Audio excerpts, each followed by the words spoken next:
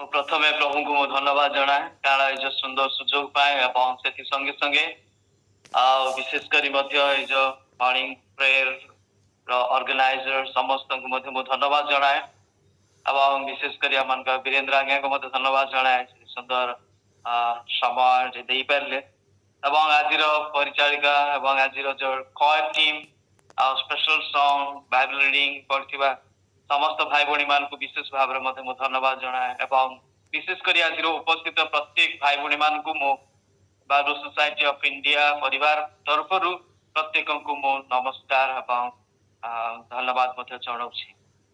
प्रभु अति सुंदर भाव आम मान को सुजोग देते प्रत्येक प्रतिदिन आपण मैंने यही समय प्रभु निकटवर्ती आसुच्च तेणु मुझे विशेष भाव खुशी और अत्यंत आनंदित अटे। से संगे संगे विशेष करी आज निमंते जो चिंताधारा प्रभु मत देइचंती से चिंताधारा विषय है आपण माने पाइबे गीत संहिता तार 141 गीत एक पदरु 3 पद पर्यंत गीत संहिता 141 पर्व 141 गीत तार एक पदरु 3 पद पर्यंत जदि केही पढ़ी दे पारे सुविधा अवस्था नहले मु पढ़ी केही पढ़ी पारिबे।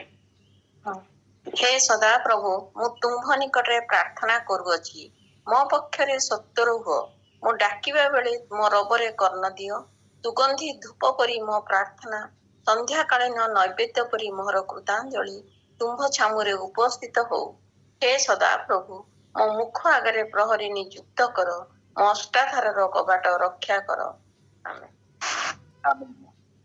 धन्यवाद भौणी प्रभु आपन को आशीर्वाद करंतु ईश्वर को वाक्य जेपरी आम मान को कथा कहे आसु आम माने मध्य आम मान हृदय मन आत्मा शरीर प्राण प्रति विषय प्रभु को हस्ते आम समर्पण करी आम माने अल्प समय आम माने बसिबा ध्यान सहित आम माने बसिबा ईश्वर को वाक्य आज आम मान को निमंते कौन कहे आम माने मध्य ईश्वर को वाक्य को सुनिबा निमंते आम माने प्रस्तुत हवा प्रभु आम मान प्रत्येक को अनुग्रह कर।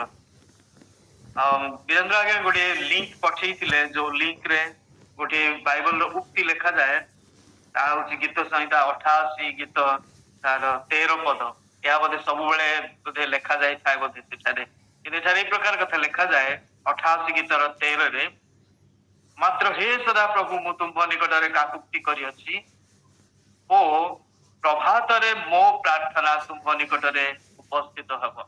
वेरी एप्रोप्रिएट वर्ड प्रभात रे मोर प्रार्थना मोर काकुक्ति मोर निवेदन ये समस्त विषय तुम निकटरे उपस्थित हब।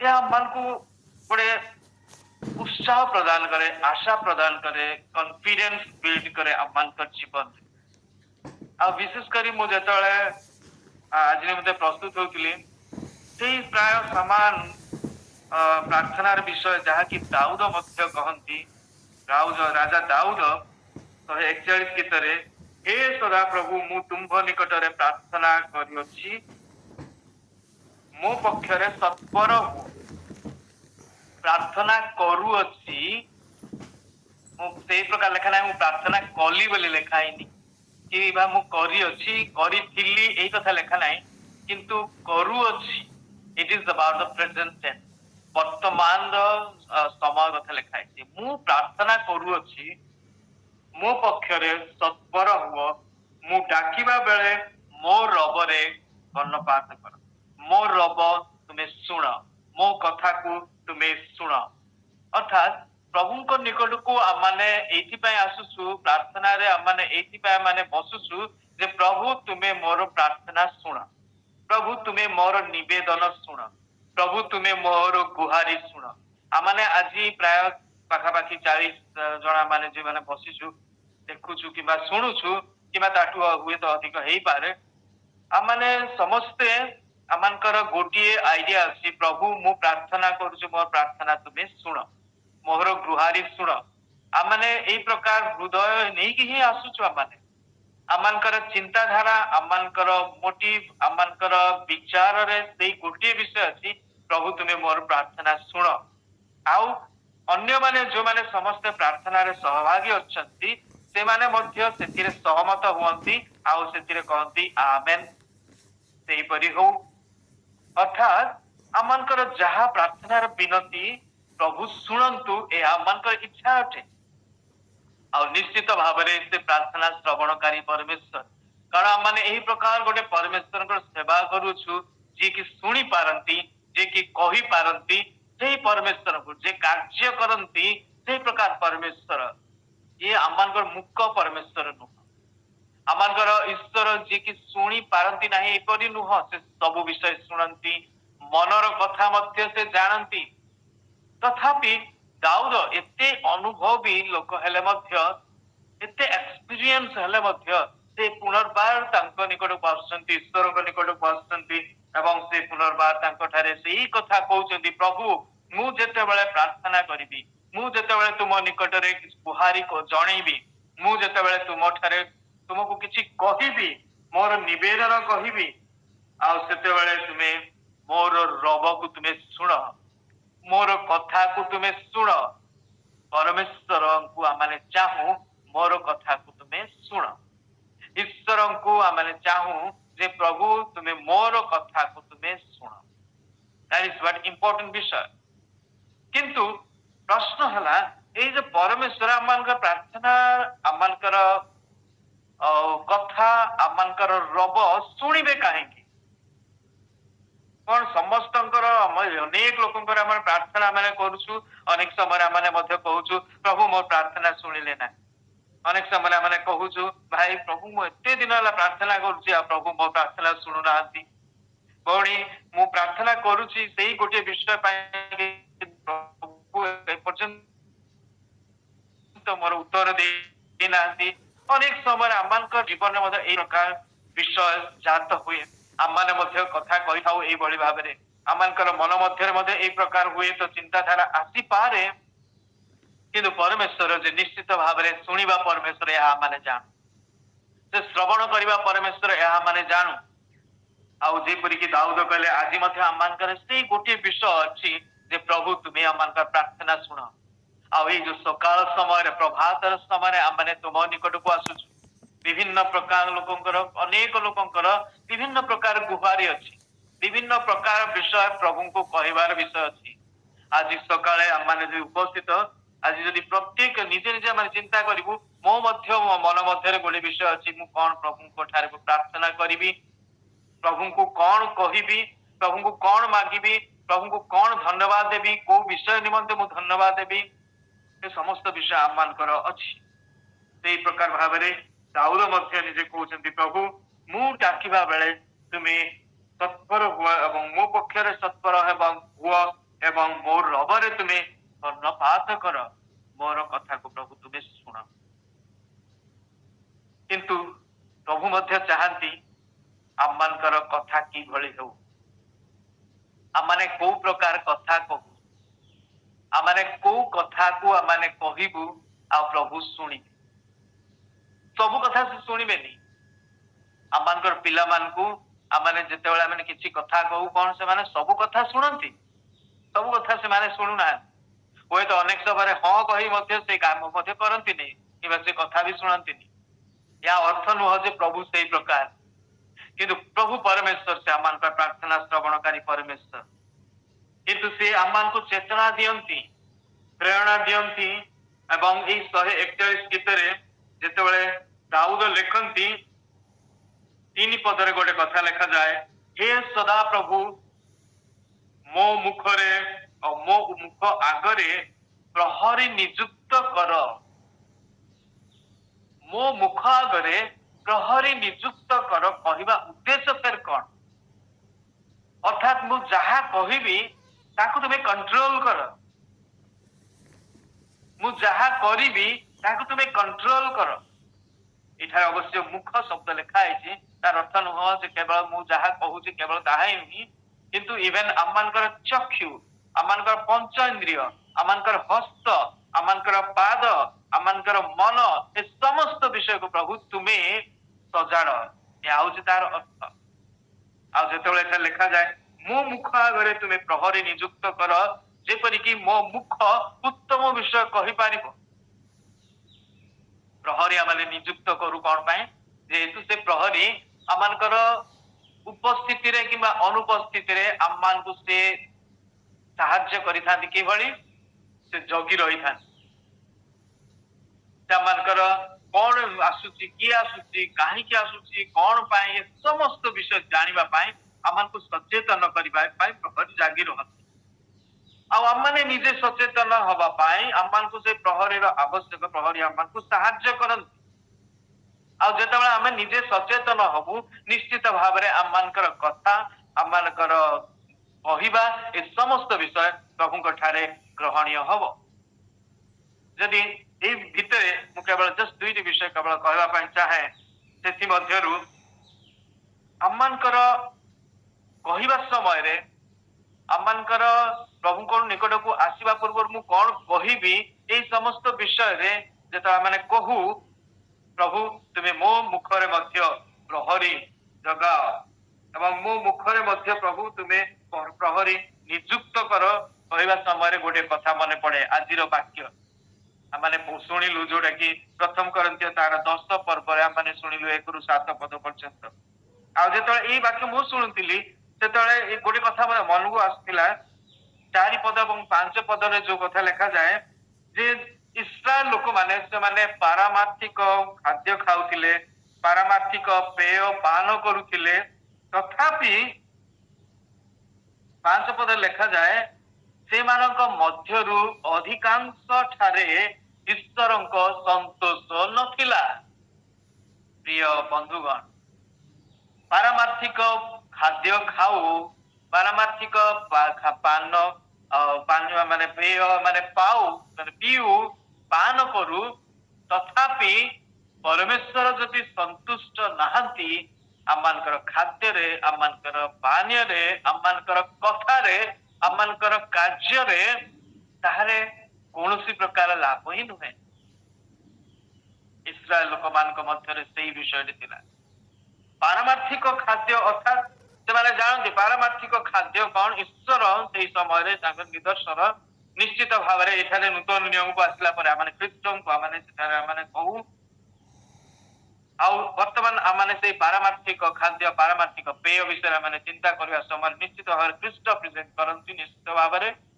ଆମେ ସମସ୍ତ ବିଷୟ ଆମେ ଜାଣୁ ଖ୍ରୀଷ୍ଟଙ୍କ ଉଦ୍ଦେଶ୍ୟରେ ଏକତ୍ରିତ ହଉ ଖ୍ରୀଷ୍ଟଙ୍କ ଠାରେ ଆମେ ନିଜକୁ ସମର୍ପଣ କରୁ ପିତା ଈଶ୍ୱରଙ୍କ ଠାରେ ଆମେ ନିବେଦନ କରୁ ପବିତ୍ର ଆତ୍ମା ଆମମାନଙ୍କୁ ସାହାଯ୍ୟ କରନ୍ତି ଏ ସମସ୍ତ ବିଷୟ ହେଲେ ମଧ୍ୟ there is the possibilities of being away from the presence of God परमेश्वरଙ୍କର ସାନିଧ୍ୟରୁ ଆମେ ଦୂର ହବାର ସେଟା ସମ୍ଭବ ଅଛି परमेश्वर हुए तो संतोष हेई न पारंती ताहा मध्य संभव अछि या कोनोसी असंभवर विषय नुह सेथिपाई दाऊद जेपरि कहिले प्रभु तुमे मो मुख आगरे प्रहरी नियुक्त कर तुमे मते साहाय्य कर तुमे मते कथा को मु जेपरि मु जहा कहिबी ताहा तुम ठारे ग्रहणीय हबो मु जहा देखिबी ताहा तुमरी गौरव निमंत हबो मु जहा कहिबी ताहा तुम ठारे ग्रहणीय हबो अर्थात आमମାନଙ୍କର ସବୁ ଶବ୍ଦ आमମାନଙ୍କର ସବୁ କଥା आमମାନଙ୍କର ସବୁ ଗୀତ आमମାନଙ୍କର ସବୁ ଉଚ୍ଚାରଣ ପ୍ରଭୁଙ୍କ ଠାରେ ଗ୍ରହଣୀୟ ହେବା ଆବଶ୍ୟକ କେତେବେଳେ ଗ୍ରହଣୀୟ ହବ ଯେତେବେଳେ ସେ आमମାନଙ୍କ ଠାରେ ସନ୍ତୋଷ ताहले आमे संतोष पात्र हबु आ से ताहाको ग्रहण करिवे से ताहाको सुनिबे से सेथिरे मनोयोग करिवे से सेथिरे कर्णपात करिवे एणु आज मध्य एई जो प्रार्थना समय प्रभु आमानकु सेही भली प्रस्तुत करंतु जेपरि कि एई 3 पदरे लिखा जाए प्रभु तुमे मोह मुख आगरे प्रहरी नियुक्त कर अर्थात you control my all words जहा मु प्रार्थना करिबी जहा मु कहिबी प्रभु समस्त तुमरी उद्देश्य रे हो किंतु अनेक समय अनेक भाई भौणी मान को देखी प्रार्थना गिरजा उपासना परे से भाषा बदली नहीं थाए से आचार व्यवहार बदली जाए किंतु से प्रकार कथा परमेश्वर चाहती नहीं ସେଇ ପ୍ରକାର ବ୍ୟବହାର ପରମେଶ୍ୱର ଚାହାନ୍ତି ନାହିଁ, କିନ୍ତୁ ପରମେଶ୍ୱର ଚାହାନ୍ତି ଗୋଟେ କମ୍ପ୍ଲିଟଲି ସରେଣ୍ଡର ଲାଇଫ। ପରମେଶ୍ୱର ଚାହାନ୍ତି ଗୋଟେ କମ୍ପ୍ଲିଟଲି ଚେଞ୍ଜଡ ଲାଇଫ। ପରମେଶ୍ୱର ଚାହାନ୍ତି ସେଇ ପ୍ରକାର ମନୋଭାବରେ, ସେଇ ପ୍ରକାର କଥାରେ ତୁମେ କୁହ ଯୋଉ କଥାରେ ମୁଁ ଗୌରବାନ୍ୱିତ ହେବି, ଆଉ ସେଥିରେ ମୁଁ ସନ୍ତୋଷ ପାଇବି, ଆଉ ସେଥିରେ ତୁମରି କଥା ମୁଁ ଶୁଣିବି। ତାହା ହିଁ ପରମେଶ୍ୱର କହନ୍ତି, ତାହା ହିଁ ଈଶ୍ୱର କହନ୍ତି, ତାହା ହିଁ ସଦାପ୍ରଭୁ ପରମେଶ୍ୱର କହନ୍ତି। ଆମେ ଯେତେବେଳେ ତାଙ୍କର ନିକଟବର୍ତ୍ତୀ ହେଉଛୁ, ଆମେ ପ୍ରାର୍ଥନା ପାଇଁ, ବିନତି ପାଇଁ, ଧନ୍ୟବାଦ ପାଇଁ, ପ୍ରଶଂସା ପାଇଁ, ସ୍ତୁତି ପାଇଁ, ଆରାଧନା ପାଇଁ, ଏ ସମସ୍ତ ବିଷୟରେ ପରମେଶ୍ୱର ନିଶ୍ଚିତ ଭାବରେ ସନ୍ତୋଷ ହେବାର ଆବଶ୍ୟକ ଅଟେ। ଆଉ ଯଦି ପରମେଶ୍ୱର ସନ୍ତୋଷ ହେବା ଆବଶ୍ୟକ, ତାହା ନିଶ୍ଚିତ ଭାବରେ ଆମେ ମଧ୍ୟ ନିଜ ନିଜକୁ ଆମେ ଏଇଭଳି ଆମେ ପ୍ରସ୍ତୁତ ହଉ, ଯେପରିକି ଆମମାନଙ୍କର ମୁଖରେ ପ୍ରହରୀ ରହେ।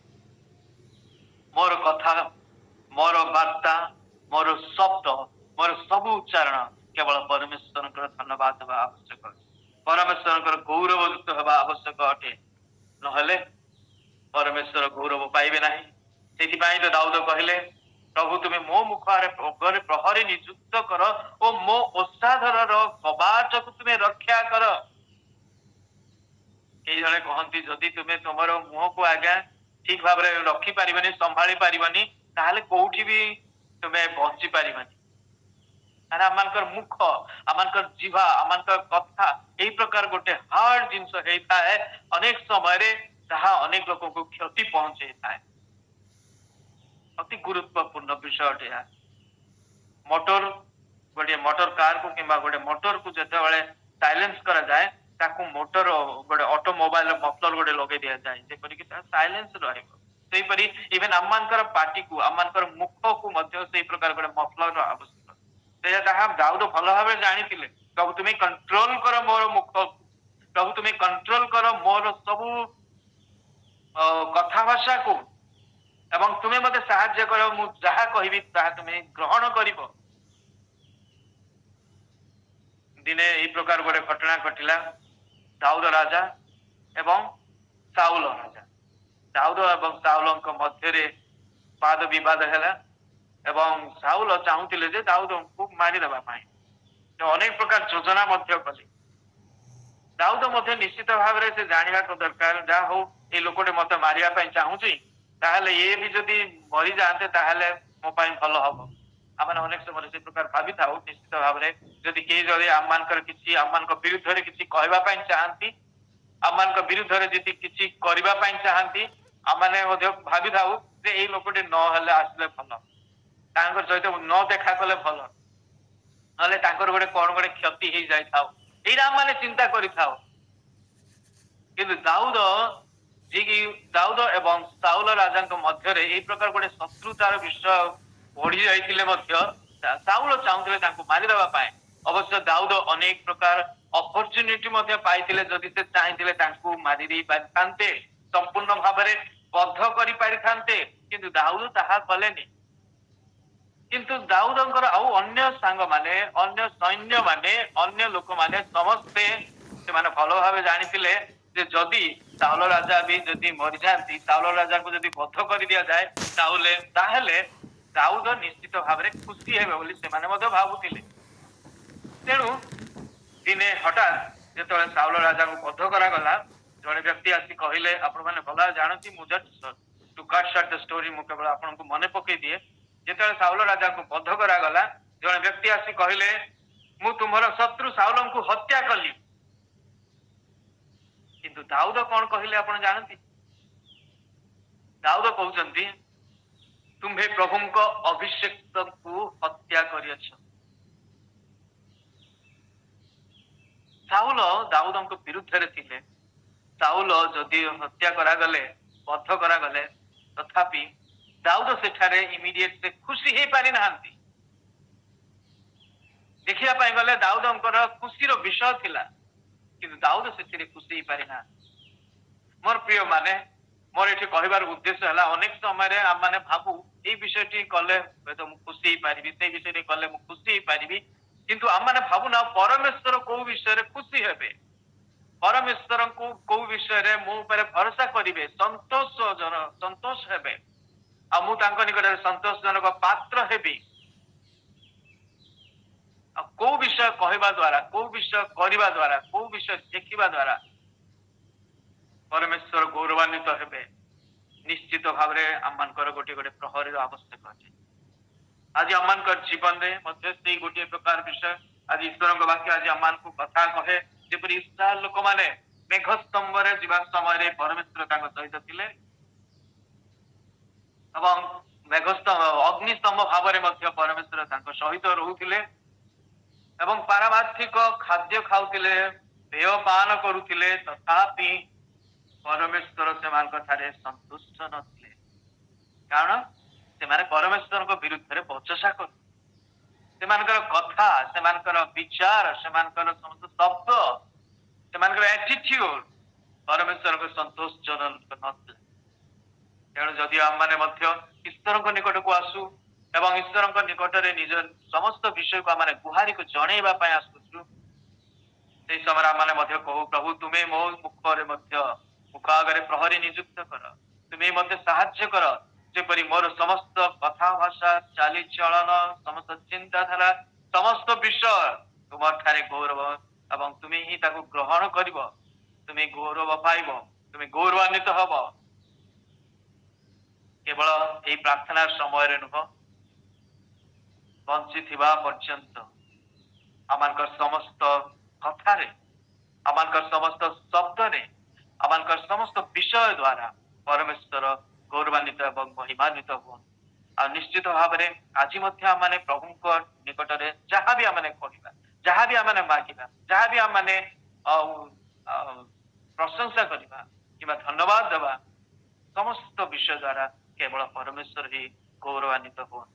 ଆପଣ ମାନଙ୍କୁ ପ୍ରଭୁ ବିଶେଷ ଭାବରେ ଆଶୀର୍ବାଦ କରନ୍ତୁ। ଧନ୍ୟବାଦ।